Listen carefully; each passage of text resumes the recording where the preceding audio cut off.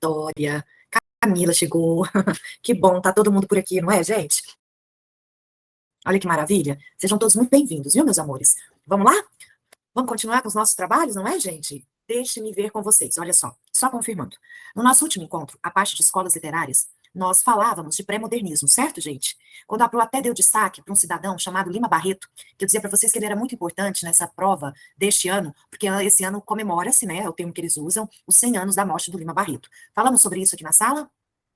Sim. E deu tempo, dá para eu começar a falar de primeira fase do modernismo? Deu, Vitória? Sim, foi quando a Pro fala de características da primeira fase, a gente fala da Semana de Arte Moderna, é quando eu falo de Manuel Bandeira, Oswald de Andrade e Mário de Andrade. Falamos disso, não falamos já? Sim, muito bem. E deu tempo da Pro começar a segunda fase do modernismo, quando nós falamos de Drummond, Cecília Meirelles, falamos de Vidas Secas, Graciliano Ramos na prosa. Confere. Acho que não, eu também acho que não. Foi só a primeira fase. Então, mão na massa, nós vamos trabalhar. Eu vou compartilhar com vocês esse material, tá bom? E aí a gente continua aqui nos nossos trabalhos. A Pro só vai colocar aqui esse material para vocês, para a gente começar. Olha só. Material que eu gosto muito, que eu brinco que é o trenzinho do modernismo. Vou baixar ele aqui. E aí, muito bem. Já vou abrir e compartilhar com vocês agora. Aqui, compartilhamento de tela. Muito bem. Opa, não é isso aqui, não. Isso aqui é uma outra. Isso, é isso aqui que a Pro quer compartilhar com vocês. Isto. Eu acredito que o compartilhamento já esteja acontecendo. Deixa eu só confirmar aqui. Tá acontecendo, não tá, gente? Não apareceu um trenzinho aí? Modernismo? Apareceu? Ótimo. Então vamos lá. Meus amores, olha só. Recapitulando, então, o que a Pro quer falar é disso aqui, segunda fase do modernismo. Então vamos lá. Gente, é muito comum, quando você está estudando as fases, as gerações do modernismo, quando você vai estudar segunda geração, é comum você ver em vestibulares a expressão assim. A segunda geração é a geração do amadurecimento. Verdadeiro ou falso? Verdadeiríssima essa fala, super verdadeira. O que eu quero que vocês percebam é que a primeira geração, ou primeira fase, foi chamada de fase heróica, porque é a fase que os autores deram a cara para bater, se arriscaram, vieram propor o novo, vieram abalar com a estrutura convencional que tínhamos na literatura, certo? Quando chega a segunda fase, ela vai de 30 a 45, é um momento histórico muito importante. Eu terei outras demandas, eu terei outras preocupações. Como assim, Pro? Eu não preciso mais gritar para todo mundo ouvir que o modernismo chegou. Ele já chegou, todo mundo já sabe disso, ele já chegou. Então agora eu posso tratar de outras questões. Quais questões são essas? E isso, gente, eu quero que vocês fiquem muito atentos nessa minha fala de agora.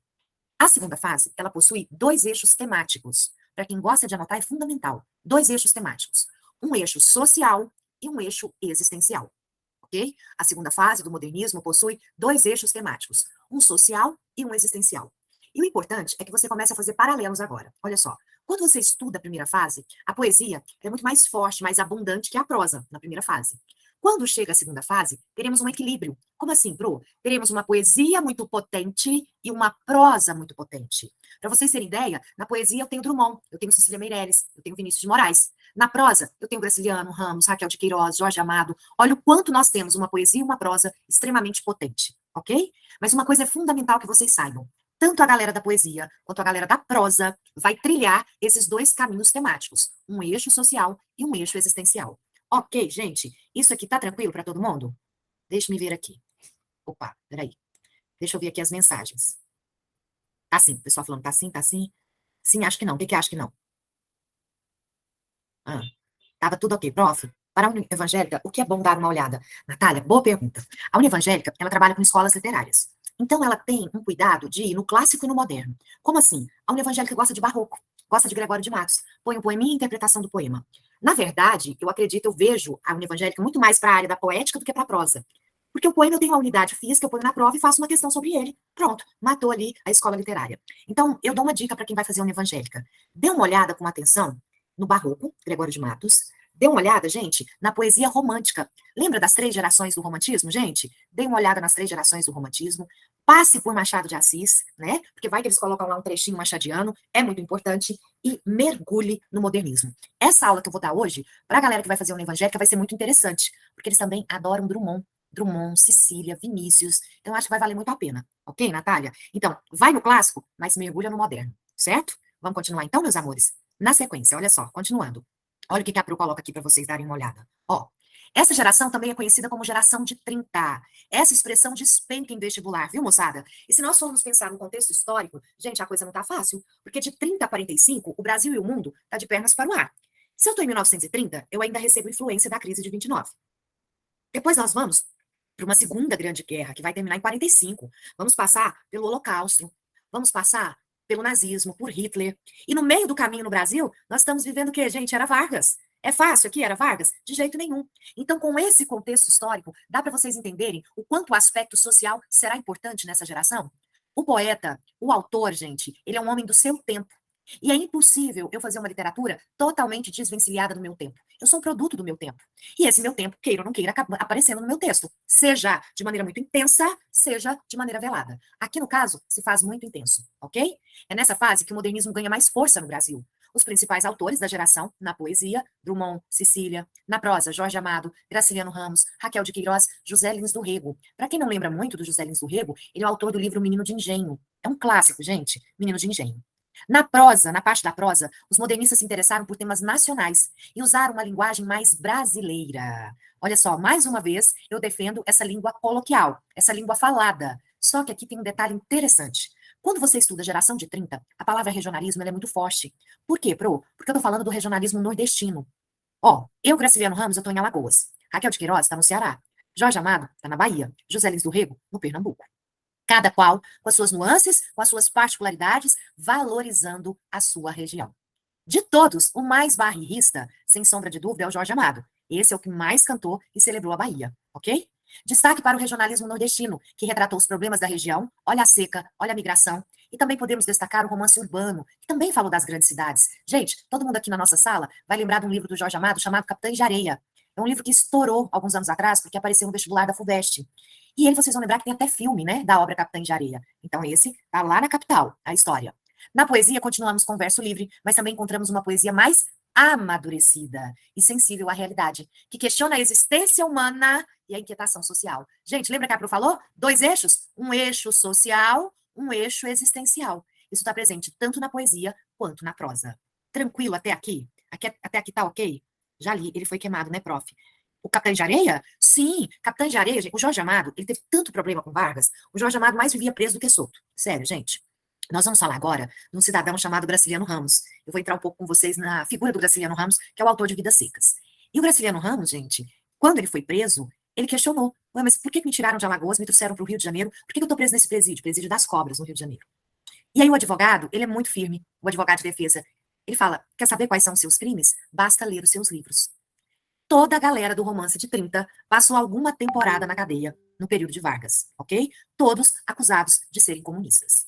Tudo bem? Tranquilo até aqui? Podemos falar um pouco mais de Graciliano Ramos? Podemos falar um pouco mais de Vidas Secas? A Pro quer mostrar uma imagem para vocês. Olha só. Vidas Secas é um clássico. E eu acredito que muitos de vocês tiveram que ler Vidas Secas no ensino médio de vocês. Então, nós vamos dar uma olhada nisso aqui agora. Ó, Pro vai colocar aqui. Romance de 30. Eu vou pegar especificamente Vidas Secas. Aqui. Já vou mostrar esse material para vocês.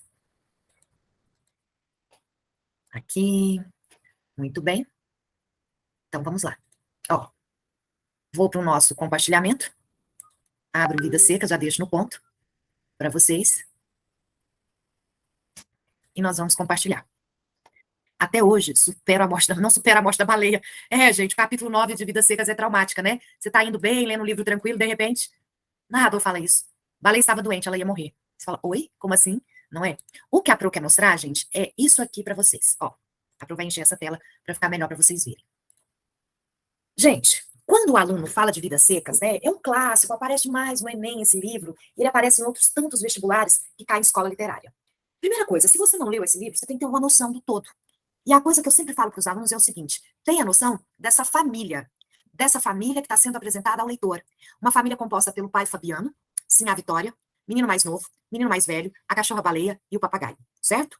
O papagaio que morre logo no início do livro, né, gente? Comeram um papagaio.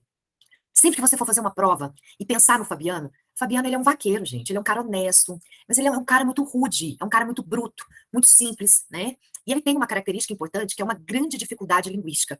Ele tem dificuldade de se expressar. E é um personagem que vira e mexe é olhado com o olhar da zoomorfização. Nós temos características de animais no Fabiano. Tem um momento na narrativa que ele questiona, né? Fabiano, você é um homem ou você é um bicho? Ele para, pensa, gente, e ele chega à conclusão. Você é um bicho, Fabiano. E é melhor ser bicho do que ser gente, porque bicho é mais resistente. Olha essa fala, gente. Casado com a Sinhá Vitória, ela é uma mulher sonhadora, ela é mais esperta e inteligente que o Fabiano. Tem um trecho que o narrador fala uma coisa que as meninas pulam alto. O narrador Vitória era mais inteligente. É porque ela tinha mais tempo para pensar. Ela era só dona de casa. Aí é para acabar, né, gente? Só dona de casa. Serviço mais ingrato. Gente, o que, que eu quero que vocês fiquem atentos? Sim, a Vitória tem um sonho. E esse sonho despenca em vestibular. O sonho do Sim, a Vitória é ter uma cama de couro como a do seu Tomás da Bolandeira. Olha o nome dele aqui do outro lado. O seu Tomás, ele é um peguinha de vestibular, por quê? Porque ele é um personagem que só aparece na memória, na lembrança do Fabiano e da Sim, a Vitória. O seu Tomás já faleceu, certo? É nesse momento que muitos alunos questionam assim: como assim, pro, que ela quer ter uma cama de couro? Sim, a Rafaela colocou uma coisa interessante. Se de um lado o Fabiano passa animalizado, do outro lado a cachorra-baleia é humanizada. Nós vamos falar sobre isso, viu, Rafa? Galerinha, por que cama de couro? Sim, a Vitória e o Fabiano, eles dormiam no chão, numa esteira, que eles forravam o chão. Quando a pessoa tinha uma cama, naquela época, e uma cama que o lugar de colocar o colchão era de grade, o colchão era feito de palha seca. Então é um colchão muito fino. Se eu pego um colchão de palha seca e coloco sobre a madeira, eu vou dormir sobre a madeira. Mas haviam aquelas pessoas mais abastadas que o local de colocar o colchão era feito de tiras de couro entrelaçadas. Então eu coloco o colchão, quando eu deito, o couro estica, eu deito no macinho. É daí que vem a expressão, vou ali esticar o couro. Não é esticar o couro das costas, é esticar o couro da cama. Entendeu, galera? Esse era o sonho de Sinhá Vitória. Eles não têm dois filhos? Vocês vão lembrar da ausência de nomes dos filhos de Fabiano. E essa ausência, ela acontece por dois motivos. Qual é o primeiro motivo, Pro? Para universalizar as personagens. Quando eu dou nome, eu particularizo. Quando eu retiro o nome, eu universalizo. Qualquer criança que passe por aquela situação pode se identificar ou com o menino mais velho ou com o menino mais novo. Qual é o sonho do menino mais velho? Ter um amigo. Porque o melhor amigo dele é a cachorra-baleia. Então ele também tem uma pobreza linguística de vocabulário tremenda, porque ele não tem diálogo, né? Ele só conhece os gestos de baleia. Gente, é tão interessante que tem um momento na narrativa que ele escuta a palavra inferno. E ele adora essa palavra, ele acha bonito. Aí fica o tempo todo, inferno, inferno, ó, inferno. E a mãe dele brigando, para com isso, o menino fala isso, até que um dia ela dá uma boa bronca nele. E ele pergunta, mãe, mas o que é inferno? E ela responde, inferno é a vida que a gente leva. Ele não tem consciência da miséria que eles vivem. Ele acha que aquilo é o normal. Ele não tem parâmetro nenhum que seja diferente. Ok? E qual o sonho do menino mais novo? Ser igual ao pai. Ele admira o pai pra caramba. Fabiano pra ele é um ídolo. Fabiano anda arrastando a perninha, ele anda arrastando a perninha também. Tem uma cena, gente, que eu acho muito divertida. Ele quer amansar um bode, porque ele quer ser igual ao pai dele, que amansa bicho bravo. Ele sobe na porteira e tá esperando o bode passar, pra ele pular em cima do bode. Isso vai dar certo? Não. O bode passa, ele pula e ele cai. O irmão mais velho assiste a cena, gente, o irmão mais velho, quando vê o mais novo machucando, cai na risada. O irmão mais velho começa a rir. A cachorra-baleia estava deitada assistindo a cena. O narrador disse que Baleia levantou a cabeça, olhou com seu ar de reprovação e abaixou a cabeça de novo. Tá vendo, gente? O quanto Baleia é humanizada na narrativa. Fechou?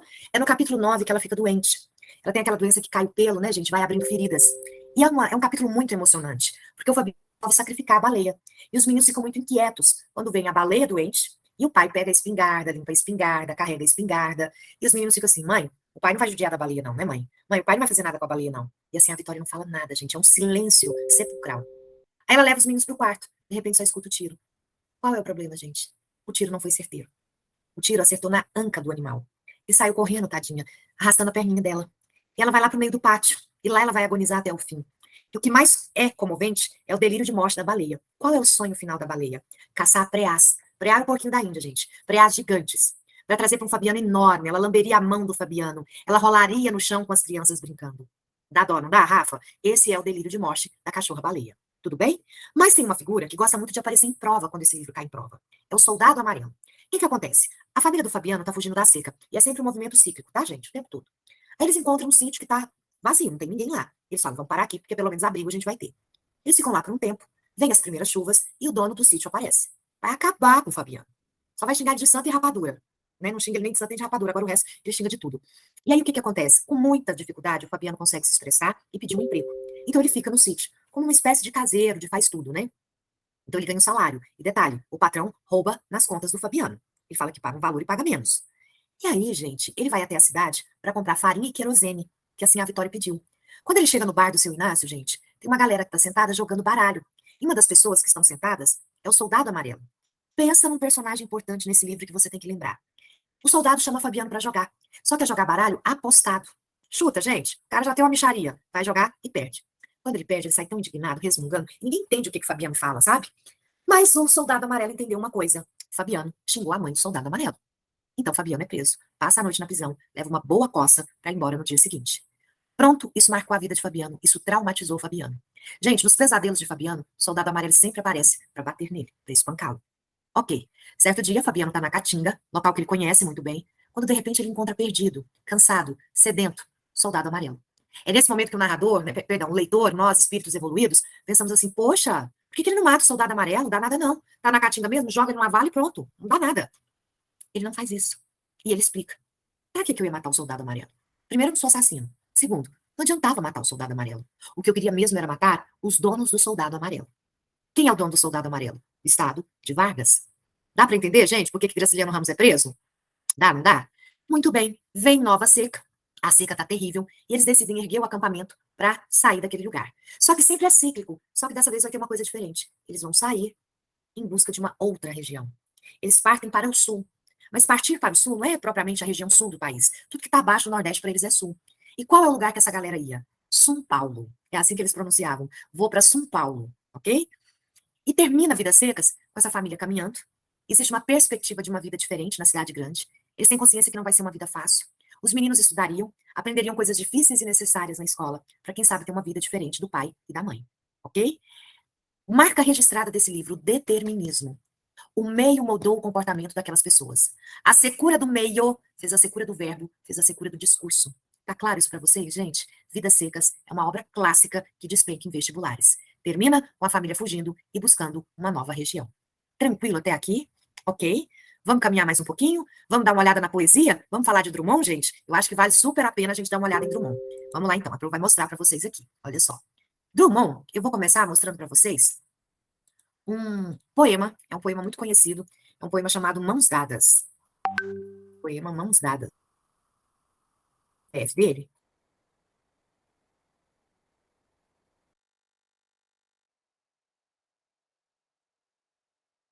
Vamos ver se ele vai. Aqui, e eu já vou abrir o compartilhamento com vocês. Vamos lá então. Ó,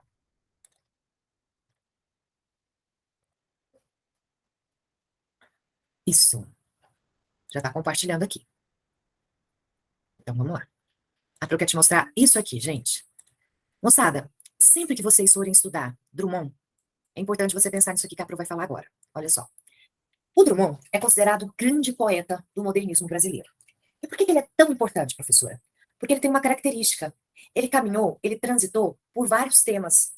Então, ele falou das questões sociais, das angústias sociais, da questão da guerra, do mundo pós-guerra, mas ele também fala de questões existenciais profundíssimas. E hoje, a nossa parte de escolas literárias, eu quero encerrar falando sobre Drummond. Eu vou mostrar um poema de vocês, para vocês que está no livro Sentimento do Mundo. Eu acho que está todo mundo vendo esse poema, tá? E é um poema, gente, muito social. Vamos analisar esse poema juntinho? Olha o que ele diz aqui. Não serei o poeta de um mundo caduco. Também não cantarei um mundo futuro. Peraí. Se eu não vou falar de um mundo caduco, quer dizer que eu não vou falar do passado. E se eu não vou falar do futuro, eu vou falar do quê? O que que esse poeta pretende cantar na voz desse eu lírico? O mundo presente. Eu não vou falar do passado, eu não vou falar do futuro. Então eu vou falar do quê? Eu vou falar do presente. E a maior prova disso, gente, é o próximo verso. Estou preso à vida e olho meus companheiros. Estão taciturnos, ou seja, estão sérios, mas nutrem grandes esperanças. Entre eles, considere a enorme realidade. O presente é tão grande, não nos afastemos. Não nos afastemos muito. Vamos de mãos dadas. Tudo bem, gente? Vamos de mãos dadas. Ora, o que que dá para perceber logo de cara quando você olha essa primeira estrofe, gente? Qual o contexto que você imagina que essa obra está sendo produzida, né? Teve guerra. A coisa não está fácil. Teve guerra, teve a questão da crise antes, o mundo de cabeça para baixo, passa-se por um holocausto, passa pelo nazismo. Então, as esperanças precisam existir, mas está difícil. Meus companheiros, eles estão sérios, mas no fundo, eles nutrem grandes esperanças. Tudo bem, gente? Então, é o primeiro ponto aqui. Depois ele vai dizer assim, ó. O presente é tão grande, não nos afastemos. Não nos afastemos muito, vamos de mãos dadas. A ideia de mãos dadas, gente, é a ideia de coletividade, de união. Então, vamos olhar para o presente, para as questões presentes, e vamos falar disso aqui. É isso aqui que nos interessa, ok? É o tempo presente. Então, vamos olhar para esse tempo presente, certo? Essa obra, gente, quando ela foi publicada a primeira vez, ela foi publicada em 1940. É bem no começo da guerra. E depois ela foi reeditada. E outros poemas foram anexados a essa obra. Mas imagina a insegurança do homem no começo de uma segunda grande guerra, não tendo tanto tempo assim que passou-se por uma primeira grande guerra, não é? A diferença da primeira para a segunda guerra, se a gente for pensar, não é lá essas coisas, né? Não serei o cantor de uma mulher, de uma história. Gente, qual o período da literatura que se dedicou a falar de uma mulher e de uma história? Cuidado, porque é muito comum lá não falar romantismo. É, Rafa, isso, Pedro, arcadismo. Sabe por quê, Rafaela? Porque o romantismo, ele tratou sobre vários amores, várias mulheres e várias histórias. Mas há um período, e errar com convicção, a Josi, mas há um período, gente, que ficou muito focado numa mulher e numa história. Arcadismo, Marília de Dirceu. Quando você pensa em arcadismo, você pensa em Marília de Dirceu. Tudo bem? Mas as duas próximas estrofes, aí sim é romantismo, aí vocês estão certinhas. Olha só. Não direi suspiros ao anoitecer, a paisagem vista da janela. Não distribuirei entorpecentes ou cartas de suicida. Essas duas estrofes é o romantismo, que suspira. Uso de entorpecentes, lembra da segunda geração? Olha as cartas suicidas do jovem Vert, do Goethe. Ok? Isso é romantismo. Não fugirei para ilhas, nem serei raptado por serafins. Gente, que período é esse da literatura que tem ilha, que tem serafins, que tem rapto? O que é isso? É lá atrás, mas é muito atrás. É literatura clássica. É quando vocês estudam Homero. Vocês lembram de uma obra chamada A Odisseia? Ulisses. Ulisses está tentando chegar na terra dele, Ítaca. E ele vai passar pela Ilha das Sereias. Só que sereia, na mitologia grega, não tem nada a ver com a Ariel da Disney. Elas são terríveis. Elas encantam os homens com seu canto e depois elas matam, devoram esses homens. O que Ulisses faz? Ele não é o herói? Ele não é o cara, Ulisses? Gente, ele vai tampar o ouvido da tripulação dele com cera de abelha. E ele vai ser muito bem amarrado ao mastro do navio. Quando o navio está contornando a Ilha das Sereias, elas começam a cantar.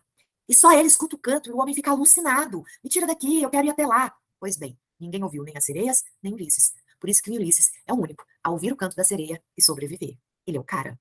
Então o que o Drummond está dizendo? Olha só. Não serei o poeta do arcadismo, não serei o poeta do romantismo, não serei o poeta da literatura clássica. Nada disso que passou me interessa.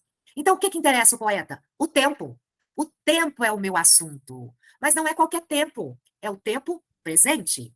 Os homens são o meu assunto. Mas não são qualquer homens. São os homens presentes. A vida é o meu assunto. Mas não é qualquer vida. É a vida presente. Ficou claro, gente? Poema Mãos Dadas?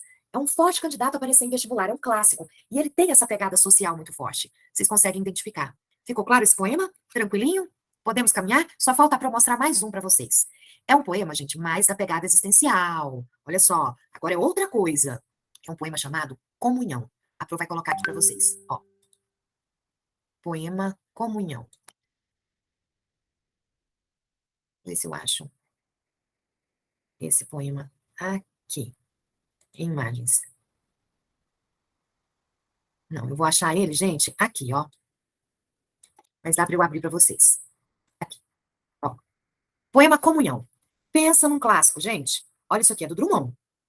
Todos os meus mortos estavam de pé, em círculo e eu no centro. Nenhum tinha rosto.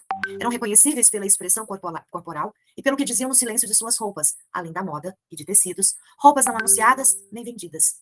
Nenhum tinha rosto. O que diziam? Escusava a resposta. Ficava parado, suspenso no salão, objeto denso e tranquilo. Notei um lugar vazio na roda. Lentamente fui ocupá-lo. Surgiram todos os rostos iluminados.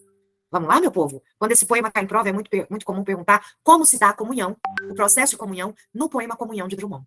Primeira coisa que eu chamo a atenção de vocês: todos os meus mortos estavam de pé. Drummond é meu morto? Não. Vinícius Moraes é meu morto? Não. Minha mãe, minha avó são meus mortos? Sim. Os meus mortos são aqueles que me são próximos, são aqueles que me são caros. Eles estavam mortos, em pé em círculo, e eu estava no centro. Só que eu não conseguia ver o rosto de ninguém. Mas eu os reconhecia. E os reconhecia por dois motivos. Primeiro, pela expressão corporal e pelo silêncio das suas roupas. Roupas que já não são anunciadas e nem vendidas. Ou seja, essas pessoas já se foram há muito tempo. E se eu reconheço essas pessoas pela expressão corporal, é porque elas me são muito próximas. Gente, é muito comum eu dar esse exemplo aqui. Uma vez eu dando esse poema em sala de aula, uma aluna falou assim: é verdade, professora, porque eu moro num sobrado, e se eu estiver no meu quarto com a porta aberta, eu consigo identificar quem está subindo as escadas. O jeito da minha mãe é diferente de subir do jeito do meu pai, que é diferente de subir do meu irmão. E quando eu dou esse exemplo em sala de aula, até hoje eu só vejo a galera fazendo assim, ó. Eu todinha, Rafaela. Não é, Rafa? Eu só vejo o pessoal que mora em Sobrado fazendo isso aqui. Por que que você reconhece? Porque eles são próximos, muito próximos. Então vocês os reconhecem pela expressão corporal. Nem moro em Sobrado, mas eu conheço. O jeito de pisar, não é, gente? Aí olha o que que ele diz mais, olha só. Nenhum tinha rosto, mas aquilo que eles falavam não precisava de resposta. Ficava parado, suspenso no salão, objeto denso e tranquilo. São pessoas que hierarquicamente são superiores a mim, porque eles falam e eu não contesto. Gente, imagina você com uma vozinha na casa dos 80 anos. Tem coisas que a vozinha fala, o seu vozinho fala, que você não concorda. Mas aí eu te digo, gente, adianta querer mudar a forma deles pensarem? Não, eles não vão mudar. Então deixa eles falarem. Só que eu notei um lugar vazio na roda. Lentamente eu fui ocupá-lo. É lento. Qual a certeza que todo mundo tem? Que um dia morre. Então, olha só, lentamente eu fui ocupá-lo. Nasce, amadurece, cresce, amadurece, envelhece, não é? Mas quando eu ocupei aquele lugar, todos os rostos apareceram iluminados. Então é por isso que ele está no ciclo, Pedro. É por isso.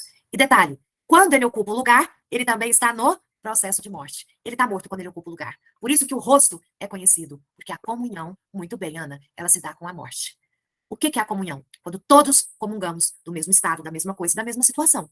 Quem é católico não tem um momento da comunhão, em que todos partilham simbolicamente o corpo de Cristo através da hóstia? Então, comunhão. Compartilhamos da mesma situação. É um poema social? Não. É um poema de caráter existencial. É eu lidando com a finitude e com a morte. O que vocês acharam, gente? Valeu a pena dar uma olhada em Drummond? Valeu? Deu para ter uma ideia? Deu para perceber o tanto que essa galera caminha por dois caminhos? Um lado existencial muito forte e um lado social muito forte.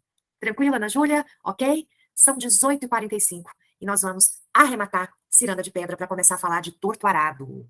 Vamos? Podemos, gente? Lembra? A Josi está aqui. Uai, diga, Josi, pode falar, meu bem. Já terminou? A parte de escola, sim. 6h46 é quando eu começo a outra aula. Voou, não voou, Josi?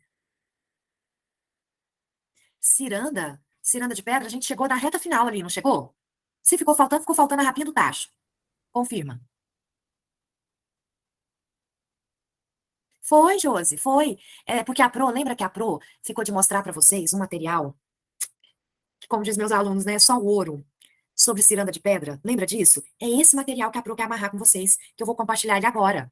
Tudo bem, Josi? Inclusive, eu já vou pedir para Carol publicar ele para vocês agora, esse material, gente. Então, vamos lá. Peraí, vou colocar ele no ponto para gente compartilhar. Aqui, o para apresentação aqui. Abro aqui o PowerPoint de ciranda de pedra. Vamos lá. E aí nós vamos começar. Ó. Muito bem. Pro vai começar. Vou só excluir um slide aqui. Isso. E aí a Pro vai salvar esse material, gente, para enviar para vocês agora. Agorinha mesmo. Vou salvar ele na área de trabalho. Isso. Muito bem. E agora, a Pro já manda para a escola. Ó. Vamos lá, então. Que está aqui. Área de trabalho, ciranda de pedra.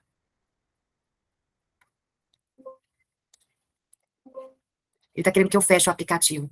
Mas não tem problema não, gente. Eu começo, e se for o caso, quando eu terminar a aula que eu fechar o aplicativo, eu encaminho. Pode ser? Pode ser? Porque eu vou mostrar ele agora para vocês. Tudo bem? Vamos lá, então? Que a gente ganha tempo, né, gente? Porque eu quero começar uma introdução de torto barato. Então, vamos lá. Ó, compartilhando com vocês, é esse material aqui. Esse material aqui. Gente, olha só o que eu vou falar para vocês. Todo esse material que vocês vão receber, eu vou analisar ele como se fosse tópicos. Tem hora que eu vou analisar uma frase aqui. E tudo que está nesse material é verdadeiro. Então, vocês vão estudar esse material sabendo que existem possibilidades disso aparecer na prova de vocês da Univ e que tudo isso é verdadeiro. Não tem nenhum peguinho aqui.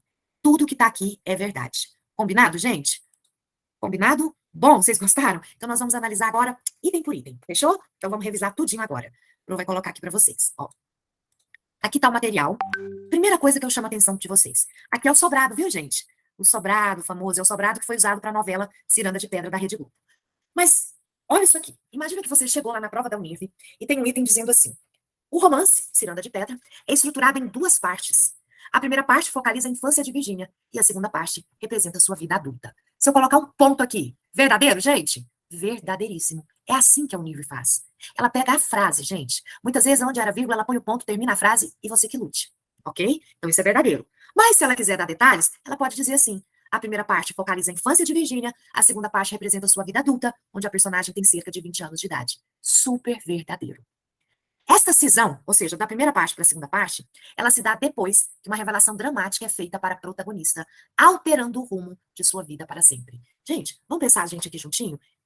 Procede essa informação? Procede. Quando você sai da primeira parte para a segunda parte, nós teremos informações que serão dadas a Virgínia que vai transformar a vida dela de maneira dramática. Quais informações foram essas? Daniel é pai de Virgínia, ok, Marcele. E a segunda, a Mariane, Daniel é seu papi. E a segunda, Daniel tá morto. Ele se matou no dia anterior com um tiro no ouvido.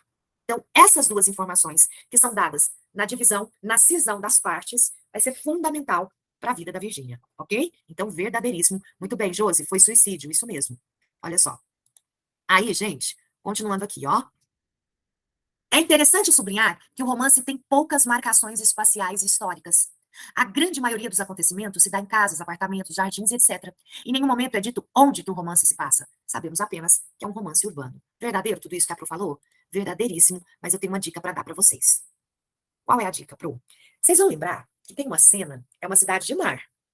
Porque tem uma cena, depois do Natal, que a Virgínia passa lá à noite com o Rogério, que ela tá conversando com a Letícia, ela fala assim, eu vou embora. Isso, Vitória, é isso que a gente vai falar agora. Eu vou embora porque eu vou tomar um banho de mar. Eu vou tomar um banho de mar. Isso. E aí a Letícia ainda fala assim: mas você precisa de tanta água para lavar seu pecado? É tanto pecado assim? Então é uma cidade de mar, beleza. Outro ponto importante. O personagem Rogério, que é aquele que é amante da Bruna, ele frequenta o Jockey Club. E o Jockey Club do Rio de Janeiro, na década de 50, era o clube mais badalado do país. Ele joga lá tênis também. Então ele a elite, o tipo de mulher que interessa ao Rogério frequenta o Jockey Club. Tá vendo, Sara? O que vocês têm que perceber é que se a Unive falar isso, ela não tá mentindo, é verdade. Eu não tenho claramente a palavra estou no Rio de Janeiro, vou para o Rio de Janeiro. Não. O leitor compreende as pistas. Viu? Vou repetir a leitura daquele trecho, pode ser, Sara? Ó, olha a leitura do trecho, vai dizer o quê? É interessante sublinhar que o romance tem poucas marcações espaciais históricas. A grande maioria dos acontecimentos se dá em casa, apartamentos, jardins, está tudo ok. Em nenhum momento é dito onde que o romance se passa. Eu não tenho lá a palavra Rio de Janeiro. Sabemos apenas que é um romance urbano. Mas nós temos pistas que é o Rio de Janeiro, ok?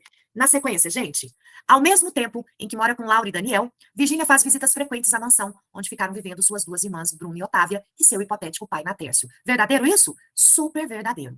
No jardim dessa grande casa, há uma fonte de água, cercada por 5 anões feitos de pedra. Verdadeiríssimo. A Unive, gente, eles são custosos. Então eu quero que vocês tomem cuidado com o número de anões. Porque ela, para colocar um item falando que são 6 anões, que são 10 anões, que são 7 anões, ela não muda a cara. Não é para rir, não, mas é verdade, gente. Então, são 5 anões. É só você associar o número 5 à família, Laura, Natércio, Bruna, Otávio e Virgínia, ou ao grupo de amigos, Bruna, Otávia, Conrado, Letícia e Afonso. Fecha sempre com 5, ok? A imagem desta fonte acompanha a protagonista durante todo o romance. Ela simboliza e espelha a situação de Virgínia, que tenta fazer parte de um grupo que parece não lhe aceitar. Gente, a Virgínia é deslocada, seja do grupo familiar, seja do grupo de amigos. No grupo familiar, ela é membro, ela é uma dos 5. No grupo de amigos, nem membro ela é. Então, isso é verdade. A ciranda dos anões é, de certo modo, uma metáfora, símbolo da ciranda real, vivida pela personagem. Verdadeiro isso, galera? Verdadeiríssimo. Tá ok até aqui? Tá valendo a pena a gente analisar essas frases? E vocês vão ficar com esse material da Pro. Então vai ser bem bacana. Esse material, gente, é aquele material, Pedro, que a Pro foi estudar aquela tese, lembra que eu comentava com... Obrigada, Josi. Que eu comentava com vocês? Aquela tese é muito grande pra vocês ficarem lendo aqui. Vocês não têm tempo. Então a Pro foi, enxugou tudo e colocou nesse material. Vai que rola, né? Vamos lá, então. Continuando. Diga, Sara. Sara quer fazer uma pergunta. Prof, vamos ver o que que é. Se colocar que é no Rio de Janeiro tá errado, o problema é que a gente dá até para questionar. O difícil é a Unive aceitar recurso. Não é isso, gente? Não tá, né? Nos dá pistas, que é o Rio de Janeiro, né? Mas não tá escrito no livro que é o Rio de Janeiro.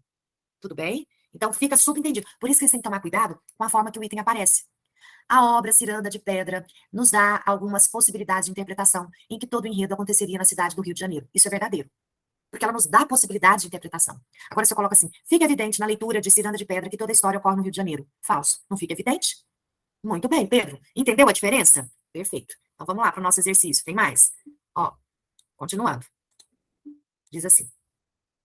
Ó, vou encher a tela para poder passar. Ao lado da casa de Natércio, residem os vizinhos Conrado e Letícia, que são amigos das irmãs de Virgínia. Verdadeiro? Verdadeiro. Além deles, temos Afonso, que também é amigo dos 4 jovens, que mora numa chácara perto da cidade.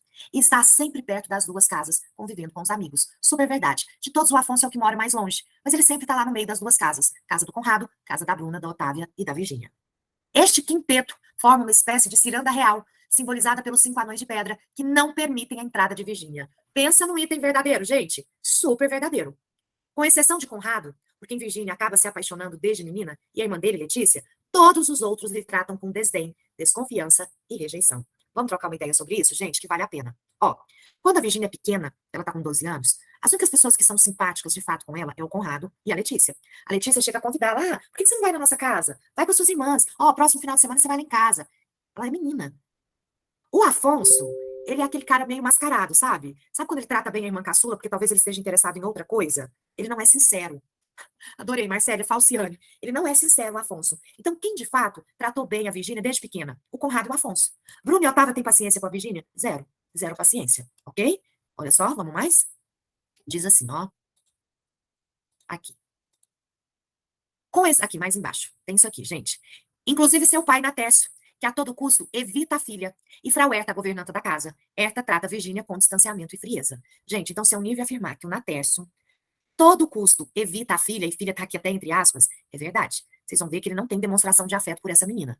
Segundo, Frau Herta é muito dura com a Virgínia. Tem uma cena que ela tá comendo com a família e a Frau Herta sempre reclama de alguma coisa. Senta direito, arruma esse corpo, puxa esse vestido, olha o guardanapo. O pai dela vive chamando a atenção dela pela forma como ela fala. Então, de fato, gente, afeto é uma coisa que ela não tem nessa casa. Nos primeiros capítulos, Virgínia sente que existe uma discrepância entre o modo como vivem suas irmãs, abastadas junto com o pai, e sua forma de vida modesta. Verdadeiro isso aqui? Verdadeiro, e eu quero te explicar por quê. As meias. Lembra das meias? Gente, eu quero mostrar para vocês por quê. O Daniel, vocês vão lembrar que ele tá passando por dificuldades financeiras, porque ele não tá trabalhando, porque ele só fica cuidando de quem? Da Laura. E aí vocês vão lembrar que ela até chega a reclamar da cama dela, que ela fala assim que o Daniel ficou de dar uma cama nova para ela. E a Luciana fala, que cama nova? Daniel não tem condição de dar cama para você. Então, ela tem noção, ela tem uma vida muito mais regrada que a vida das irmãs. Na Tércia é um cara podre de rico, as irmãs moram num palacete, ela tem uma vida mais modesta. Então, se a Unive falar que ela tem consciência disso, verdadeiro, ela tem consciência disso, tá? Agora, olha só, gente, o leitor, o leitor pode inferir que, em função dos inúmeros gastos com a saúde de Laura, a família teve que ser privada de certas coisas. Verdadeiro? Em relação ao Daniel? Verdadeiríssimo, gente. Os cuidados com a saúde, os gastos, ele trabalha pouco. Agora, gente, isso que eu vou ler agora, eu até coloquei de vermelho, porque tem uma cara de pega. Vamos dar uma olhada? A protagonista nutre um ódio cego por Daniel, pois entende que ele é o antagonista de sua vida. Põe um ponto aí. Verdadeiro? Se eu nível colocar isso é verdadeiro. Ela tem ódio do Daniel? Tem. Mas, no entanto, no desenrolar da narrativa, tal percepção de Virgínia vai sendo modificada. Isso também é verdade? Isso também é verdade. Tá vendo, gente? O que a Unive pode fazer? Ela pode vir nessa frase e parar aqui para um ponto. E aí você vai falar, não, mas no fundo, ela já estava gostando dele. Beleza. Mas isso vai invalidar essa outra aqui? Não. A Unive vai querer que você veja que isso está certo. Nutre um ódio cego por Daniel, pois entende que ele é o antagonista de sua vida. Por causa dele que sua mãe se separou do seu pai. Verdadeiro? Verdadeiro. No entanto, esse ódio vai diminuindo ao longo que o tempo vai passando. Tanto é, gente, que a Virgínia se vê gostando do Daniel. Só que a Bruna falou que ela não pode gostar do Daniel. Ela tá proibida de gostar do Daniel. Que afinal de contas ela tem que gostar do pai dela. Tudo bem, moçada? Então, isso é muito importante, ok? Mais um pouquinho, ó. Em um de seus momentos de lucidez, Laura pergunta se Virginia gostaria de morar com o pai. Ao que a menina responde que somente iria se a mãe fosse junto. Isso é verdade? É verdade. Numa dessas conversas, a Laura faz essa pergunta. Mas quem bate a real e fala para Virginia, você vai morar com seu pai? O Daniel. Também Daniel aconselha a Virginia a ir morar com o pai. Isso porque o estado de saúde de sua mãe parece piorar diariamente. Verdadeiro? Verdadeiro. Em outro instante de clareza, Laura, em seu quarto fechado e escuro, de convalescente, conta para Virginia como conheceu Daniel. Pro, ela teve essa conversa? Teve. Ela repetia muito essa conversa para Virginia. Ela vai contar da festa que ela conheceu o Daniel. Gente, vocês vão lembrar que o Natércio, quando ela se arrumou pra festa, ele criticou o vestido da Laura, falando que ela estava se vestindo igual uma suburbana. Agora você tá vestido igual pobre? Ele vai falar isso pra Laura. E aí, pensa, eu chego na festa, o cara acabou de me detonar, aí de repente aparece esse cara todo gentil, bonito, educado. Sendo que ela já narrou muitas vezes essa mesma história para a filha, mas sempre que conta novamente, é como se fosse a primeira vez que estivesse narrando. Verdade isso? Verdade isso, meus alunos. Até aqui tá ok?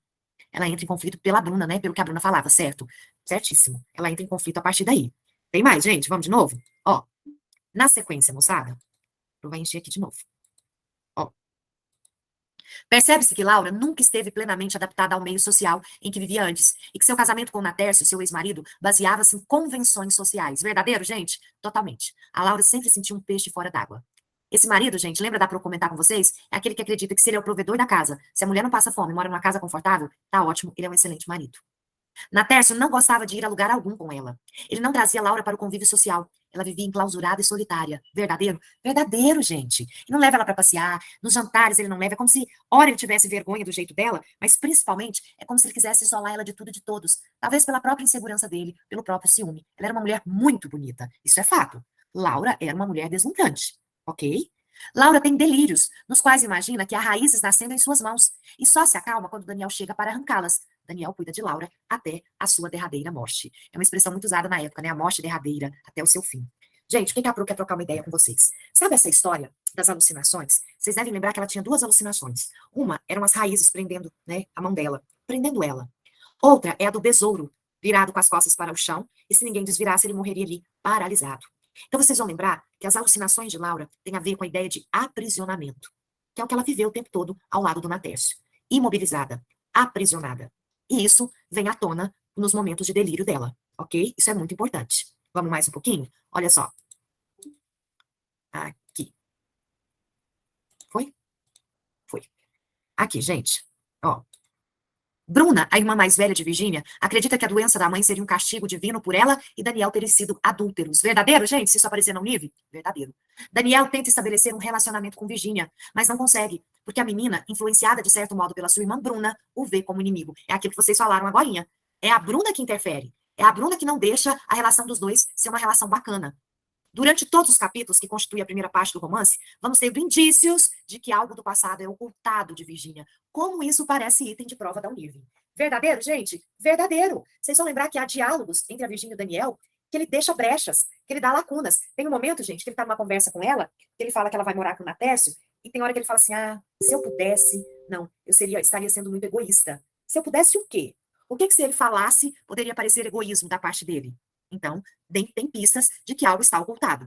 Virginia acaba indo morar na casa de Natércio, esperando ser bem recebida por ele, pelas suas irmãs e pelos amigos vizinhos, o que termina sendo uma grande frustração. Verdadeiro? Super verdadeiro, porque vocês vão lembrar de um sentimento que é muito forte na personagem Virginia, que é o sentimento de rejeição, ok? O tempo todo ele se faz presente. Poucos dias depois que a protagonista vai morar com Natércio, Laura acaba morrendo. Verdadeiro ou falso? Verdadeiro. Virginia, profundamente abalada, é traumatizada e decide que não vai ir ao velório da própria mãe, pois está em estado de choque. Gente, quero trocar uma ideia com vocês sobre isso aqui. Não pertencimento, perfeito. Mariana, perfeito. Professor, até um tuquinho aqui no cabelo. Gente, quero trocar uma ideia com vocês. A Bruna e a Otávia foram ao velório. A Virginia não. A Virginia ficou muito impactada com a morte da mãe, ela não quis ir. Mas ao mesmo tempo que ela não quis ir, Natércio também não fez o menor esforço para que a menina fosse. E até compreensível, porque ela era caçula, era que era mais próxima da mãe. Talvez fosse melhor ela não guardar essa imagem. Mas uma coisa eu quero ressaltar para vocês. Lá na frente, quando ela está adulta e pensando em tudo que aconteceu, refletindo, ela sente um incômodo, porque ela não foi ao velório. E ela também chega a pensar, poxa, talvez eu deveria ter ficado lá até o final. Eu deveria ter cuidado dela. É breve essa reflexão. É breve esse momento. É só para o leitor saber que ela teve sentimento de culpa por não ter ido ao velório e por não ter cuidado da mãe. Mas é interessante que ela se cobra, é um sentimento de culpa que ela tem, mas ela tem que lembrar que ela era uma menina de 12 anos. Ela não poderia fazer grande coisa aos 12 anos. Concorda, gente? É o remorso, Zé. Perfeito. E a Unive pode em cima disso. Olha como ela pode cobrar. Pro vai mostrar para vocês. Ó, peraí. Aqui. Ó. Vai que a Unive cobra. O fato dela não ter condições psicológicas de ir ao enterro da mãe, entretanto, afeta profundamente. E a personagem fica obsessiva em relação à morte de Laura, perguntando insistentemente às irmãs sobre como as coisas aconteceram. Gente, olha o que a Unive pode fazer. Ela pode até profundamente, ó. O fato dela não ter condições psicológicas de ir ao enterro da mãe, entretanto, afeta profundamente. Verdadeiro? Verdadeiro. Depois que passa o velório, lembra que o tempo todo ela fica perguntando para as irmãs como é que a mamãe estava? Tinha muita gente? Daniel chorou? Vocês vão lembrar que as irmãs perdem a paciência com ela. E as irmãs vão virar e falar o que para ela? Se você quiser saber, você teria ido. Verdadeiro. Virgínia nunca se perdoa por não ter comparecido ao enterro da mãe e por ter ido morar com Natércio, deixando Laura doente. Verdadeiro? Esse pensamento aparece? Aparece. Isso aqui pode ser um pega, tá, gente? Na sequência, gente, na sequência da narrativa, 3 dias após a morte de Laura, na verdade é 2 para 3 dias, né? Luciana vai à casa de Natércio para falar com Virgínia. É verdade, gente? Logo após a morte de Laura, ela recebe a visita da Luciana? Sim. Depois, a personagem dirige-se a Virgínia com a desculpa de que a menina esqueceu um livro que Daniel lhe deu de presente antes de se mudar. Ok, verdadeiro. Na conversa que as duas têm, Luciana revela que Daniel era o verdadeiro pai de Virgínia e que logo após o funeral de Laura, ele se suicidou com um tiro de revólver. Verdadeiríssima essa frase. Daniel, antes de se matar, deixou uma carta apelando ao espírito cristão de Natércio, pedindo que o mesmo criasse Virgínia como uma filha. Galera, eu estava dando aula essa semana, uma aluna me perguntou numa turma de curso assim, o Natércio ama Virgínia? Qual é o sentimento dele pela Virgínia? Gente, o amor que ele tem por essa menina é o amor cristão. Guardem essa expressão. Por quê? Ele viu quando ela nasceu, ela é órfã de pai e mãe, ele a registrou, então, no mínimo, ele tem que fazer com que ela viva, sobreviva. Ele tem que dar a subsistência dessa menina. É o amor cristão. Não teve convivência. E o que aperta os laços de sangue é a convivência. E no caso dele com ela, nem o laço de sangue tem. Mas não tem convivência. Concorda, gente? É por isso que às vezes você é muito próximo de alguém que não tem laço de sangue nenhum com você, mas você é muito próxima. Concorda? Muito bem. Na sequência, desorientada, Virgínia pede a Natércio, a quem julgava ser seu pai até então, que lhe deixe estudar em colégio interno. Verdadeiro isso? Verdadeiro. Natércio atende prontamente o pedido da protagonista. Na verdade, o clamor da menina é aceito por ele com certo alívio, já que a presença dela na casa causa-lhe constrangimento. Verdadeiro, meu povo? Verdadeiro. Ok, isso aqui é a primeira parte. O que eu quero verificar com vocês? Natércio sempre soube que Virgínia, sim. Sai pra lá, menina. Sai pra lá, menina. Isso mesmo, Pedro. Gente, o que eu quero que vocês observem? Isso é muito importante. É, quando vai pra segunda, quando ela chega no Cálice, na casa ele viaja. Isso, Marcele. Ele viaja quando ela chega. Quando vai pra segunda parte, tem algumas coisas que eu só quero verificar com vocês. Eu posso afirmar que Virgínia, ao reencontrar todos, adultos, os amigos, as irmãs, gera nela um sentimento de frustração em relação a essas pessoas? Verdadeiro ou falso? Verdadeiro. O que essas pessoas viraram? Verdadeiro, viu, gente? E aí, Marcele ficou em dúvida? Deixa a Pro te mostrar nitidamente onde é verdadeiro. Na noite de Natal, vocês vão lembrar que estavam todos reunidos no Natal. E a Virgínia começa a olhar para todo mundo, a prestar atenção na conversa, a ver a troca de farpas, de ofensas, a falsidade. Ela olha aquilo tudo e fala assim, gente, é isso que eu queria ser? É esse povo que eu admirava? É nessa ciranda que eu queria entrar? A ficha cai. E ela fica muito mal. Você vai lembrar, Marcele, que é quando o Rogério tá do lado dela e ela fala para ele assim, Rogério, me tira daqui. Me leva para tomar um vinho. E o Rogério fala, na hora, querida. Ele a leva para casa dele. Eles passam a noite juntos. O amante da Bruna, isso mesmo, Zé. O amante da Bruna, né? Tanto que quando ela levanta, gente, e ela sai com o Rogério, o Natal acaba. O clima pesa. Cada um com seu bico. Afonso ficou bicudo porque ele queria passar a noite com ela. Bruna ficou bicuda porque ela viu que os dois iam ficar juntos. Letícia ficou bicuda porque ela tá interessada na Virgínia. E Conrado, de todos, é o que ficou mais bicudo. Tudo bem, gente? Tá claro? Então gera um sentimento de frustração quando ela analisa essas pessoas? Verdadeiro? Verdadeiríssimo. Eu posso dizer que Virginia cogitou fazer uma viagem de morte? Ela cogitou tirar a própria vida? Verdadeiro? Verdadeiro. Mas ela desiste. E aí ela vai fazer uma viagem de vida. Ok. Pergunto a vocês, valeu a pena a nossa análise de Ciranda de Pedra? Valeu a pena revisar isso aqui hoje, gente? Conta pra Pro. Sim? Valeu? Ótimo. Agora, gente, a gente ainda tem só uns minutinhos e a Pro quer trocar uma ideia com vocês sobre Torto Arado. Diga, Thalita. Thalita quer falar alguma coisa pra prof. Vamos ver o que que é. Enquanto a Thalita vai escrevendo, Thalita, você acha que vai cair só os 2 livros que não caiu? Thalita, eu escuto tanto essa pergunta, minha querida, e eu te juro que a Pro queria tanto ter uma resposta objetiva. Por que que eu não tenho, gente? Por quê? É uma caixinha de surpresa, Unive. É, a Thalita tá aqui, eu fico preocupada. Mas, Thalita, sabe o que que eu falo pros meninos? Vamos ver bem todas as obras, sabe? Vamos deixar vocês afinadinhos. Porque o que cair, você vai falar, isso aqui eu sei, eu vou destruir isso aqui agora. Vocês vão fechar essa prova de literatura. Vamos combinar? Narrador terceira pessoa, muito bem. Marcele, é um narrador terceira pessoa onisciente, mas que vale lembrar que há momentos que esse narrador se afasta e ele dá muita voz à protagonista, fazendo com que o leitor, em alguns momentos, tenha a impressão que é narrado em primeira. Mas é só uma impressão, é narrado em terceira. Ok? Tranquilo? Então vamos lá. A Pro vai colocar o PDF do Torto Arado, que eu sou muito fã desse livro. Vamos lá? A Pro vai colocar aqui agora para vocês. Olha só. Vamos lá. Torto Arado. Ó. Parece que isso aqui tá travando. Foi. Peraí, deixa eu colocar aqui para vocês o PDF de Torto Arado e a gente vai começar, gente, analisando a capa do livro. Nos diz muito, viu, gente? Aqui, Itamar Vieira Júnior. Vamos lá então, meus amores. Ó, Compartilhar, torto arado. Vamos lá, então. Primeira coisa que eu quero que vocês fiquem atentos é em relação ao autor. O Itamar Vieira Júnior, ele é muito jovem, gente. Ele tem 41 anos, tem base, o já tem 42, ele tem 41. E ele é um cara muito bem preparado para falar de questões de terra. Por quê? Ele é formado em geografia, ele tem mestrado na área, ele é funcionário concursado do INCRA. Então, ele é uma pessoa que sempre trabalhou com a terra e com as demandas que envolvem a terra, com as demandas que envolvem o direito agrário. E vamos combinar? Quem é do direito que está aqui na nossa aula, que já é formado, direito agrário é pancada? Não é fácil. Não é fácil, porque tudo que envolve terra, a gente começa a conversar na casa dos milhões. E aí a gente está falando de grandes latifúndios. Então é muito complicado. Ninguém quer largar o osso, certo? O que eu quero que vocês percebam? Essa obra foi feita em 2018, terminada em 2018.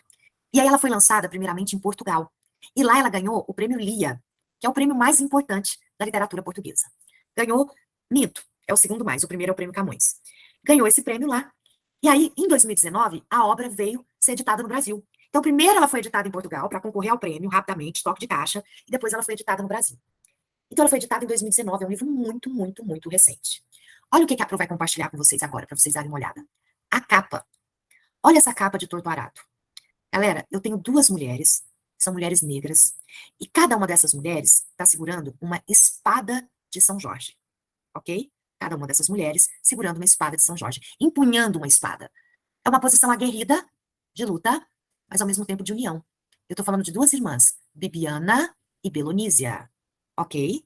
São quilombolas, são mulheres fortes, corajosas, aguerridas e prontas para a luta.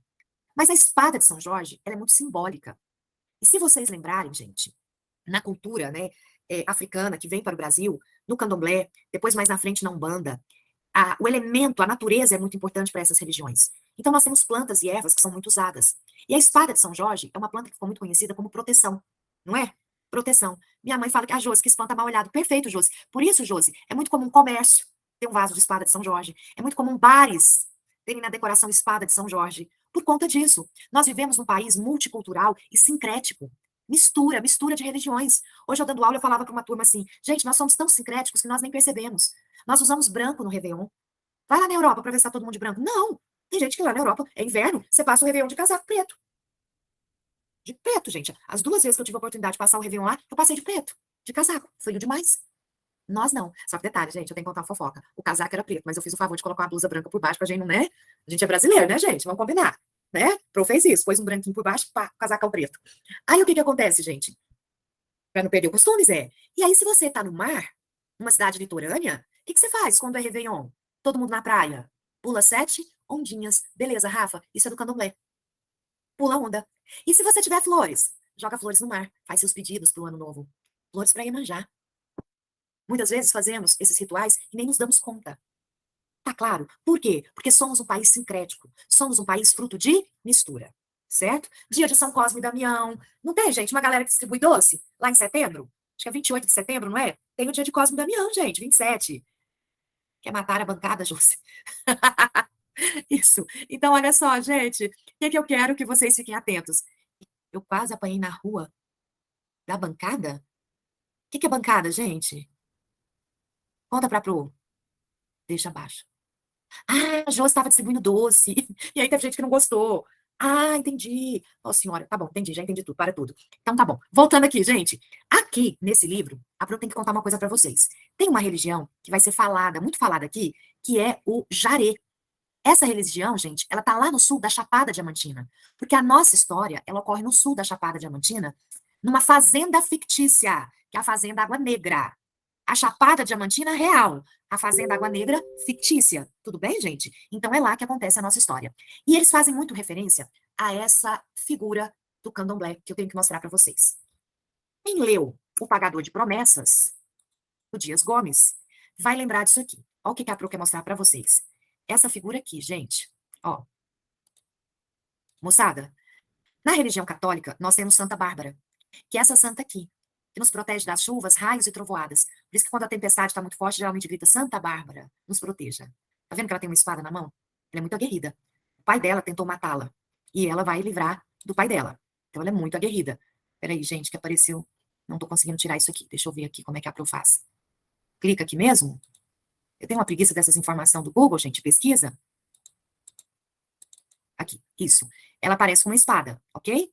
Muito aguerrida. No candomblé, eu tenho Yansan, que é aquela mulher guerreira, que também é dos raios e das trovoadas. E olha o que está aqui na mãozinha dela aqui em cima. Uma espada. Agora olha a capa de torturado. Espadas. Isso tudo se comunica? Isso tudo se comunica. Tudo bem, gente? Ó, o povo me ajudando. Clica fora, pro. Isso tudo se comunica. Deusa dos ventos, perfeito. Então, meus caros, nós vamos entrar nesse universo simbólico, mítico, de Torturado no nosso próximo encontro. Tranquilo? Valeu a pena o nosso encontro de hoje? Conta pra pro, gente. Foi bom? Sim, Lude? Camila, valeu demais? Ótimo. Fiquem com Deus, meus amores. Bom descanso. Até semana que vem com o Torturado, que vai ser ótimo. Boa noite, meus amores. Fiquem com Deus. Eu vou encaminhar esse material agora para vocês, tá bom? De Ciranda de Pedra. Beijo, beijo.